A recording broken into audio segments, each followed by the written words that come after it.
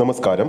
സിബി മലയിൽ സംവിധാനം ചെയ്ത് ലാലേട്ടൻ കേന്ദ്ര കഥാപാത്രമായി എത്തിയ ദേവദൂതൻ 4K റിലീസ് ചെയ്യപ്പെട്ടിട്ട് ഇന്ന് 4 ദിവസങ്ങൾ പിന്നിടാൻ ഒരുങ്ങുകയാണ്. റിലീസ് ചെയ്യപ്പെട്ട ദേവദൂതന് ആദ്യ ദിവസം തന്നെ മികച്ച പ്രകടനമാണ് ബോക്സ് ഓഫീസിൽ കാഴ്ചവെക്കാൻ സാധിച്ചിരിക്കുന്നത്. റിലീസ് ചെയ്ത ആദ്യ ദിവസം തന്നെ കേരള ബോക്സ് ഓഫീസിൽ നിന്നും 25 ലക്ഷത്തോളം ചിത്രത്തിന് ട്രാക്കിംഗ് കളക്ഷനിലൂടെ മാത്രം നേടാൻ കഴിഞ്ഞിരുന്നു. ഈ കഴിഞ്ഞുപോയ ശനിയാഴ്ച 31 ലക്ഷം രൂപയായിരുന്നു കേരള ട്രാക്കിംഗ് കളക്ഷൻ വന്നത്. മൂന്നാം ദിവസമായ ഇന്നലെ ആദ്യ ഞായറാഴ്ച ചിത്രത്തിന് ഏറ്റവും മികച്ച കളക്ഷനും വന്നിരുന്നു. അതായത് ഇന്നലത്തെ മാത്രം ചിത്രത്തിന്റെ കേരള ട്രാക്കിംഗ് കളക്ഷൻ എന്ന് പറയുന്നത് 42 ലക്ഷം രൂപയാണ്.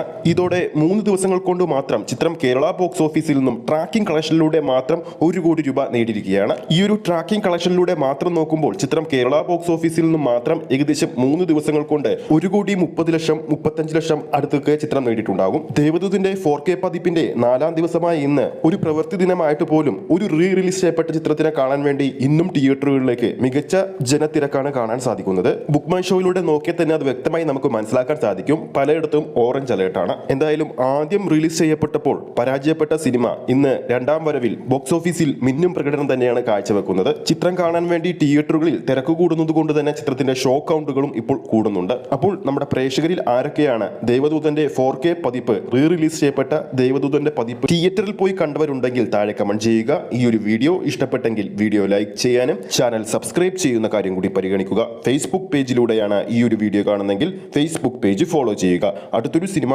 അപ്ഡേറ്റുമായി നമുക്ക് വീണ്ടും കാണാം.